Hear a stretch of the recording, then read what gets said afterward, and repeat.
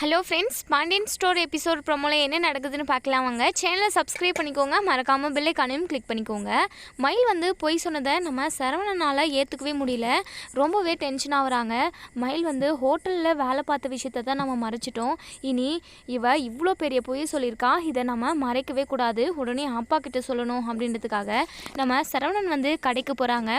கடைக்கு போனதுமே இங்கே பாண்டியன் இருந்துட்டு, என்ன சரவணா திடீர்னு கடைக்கு வந்திருக்க, என்ன அப்படின்னு சொல்லி கேட்கும்போது, அப்பா உங்ககிட்ட நான் ஒரு முக்கியமான விஷயம் பேசணும்பா அப்படின்னு சொல்லிட்டு கண்ணில் தண்ணீரோடு பேசுகிறாங்க. என்ன சரவணா உன் முகமே சரியில்லை, அழுதையா, என்னாச்சு, ஏதாவது பிரச்சனையா, வேலை பார்க்குற இடத்துல ஏதாவது பிரச்சனையும் வந்துச்சாப்பா அப்படிங்கிற மாதிரி பாண்டியன் வந்து ரொம்பவே பதட்டமாக கேட்க, இல்லைப்பா அதெல்லாம் ஒன்றுமே இல்லை, நீங்கள் தனியாக வாங்க அப்படின்னு சொல்லிட்டு பாண்டியனை கூட்டிகிட்டு போயிட்டு நடந்தது, அதாவது மயில் சொன்ன விஷயத்த சொல்லிடுறாங்க. மயில் வந்து 12ஆம் கிளாஸ் கூட முடிக்கல, அவள் நம்ம குடும்பத்தை எல்லாரையுமே ஏமாற்றிக்கிட்டு இருந்திருக்கா. அவன் மட்டும் இல்லை, அவங்க குடும்பமே சேர்ந்து நம்ம குடும்பத்தை முட்டாளாக்கியிருக்காங்கப்பா, நம்மக்கிட்ட பொய் சொல்லி மயிலை கல்யாணம் பண்ணி கொடுத்துட்டாங்க அப்படின்னு சொல்லிட்டு எல்லாத்தையுமே சொல்லிடுறாங்க. பாண்டியனுக்கு பயங்கர அதிர்ச்சியாக இருக்குது. என்ன சரவணா நீ சொல்கிறது உண்மையா அப்படின்னு சொல்லி கேட்கவும், ஆமாப்பா மயில் வாயாலேயே இந்த உண்மையை சொன்னான், என்னால் இதை ஏற்றுக்கவே முடியலப்பா, எனக்கு ஒரு நல்ல வாழ்க்கை அமைஞ்சிருக்கு அப்படின்னு சொல்லிட்டு நான் ரொம்ப சந்தோஷமாக இருந்தேன்.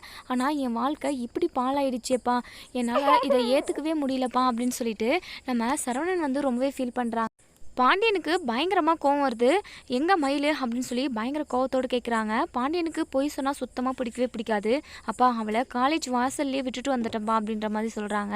சரி என்னை உடனே அங்கே கூட்டிகிட்டு போ அப்படின்னு சொல்லிட்டு இங்கே சரவணன் கிட்ட சொன்னதுமே சரவணன் வந்து பாண்டியனை மயில் இருக்க இடத்துக்கு கூட்டிகிட்டு போகிறாங்க. மயில் வந்து ரொம்பவே ஃபீல் பண்ணி அழுதுகிட்டு இருக்காங்க. பாண்டியனை பார்த்ததுமே கையெடுத்து கும்பிட்டு என்னை மன்னிச்சிருங்க அப்படின்னு சொல்லி சொல்லவும், இங்கே பாருப்பா நீங்கள் எல்லாரும் சேர்ந்து எங்கள் குடும்பத்தை முட்டாளாக்கியிருக்கீங்க, இதுக்கப்புறமும் இனி எங்கள் வீட்டு பக்கமே நீ வந்துடாத, உனக்கும் எங்களுக்கும் எந்த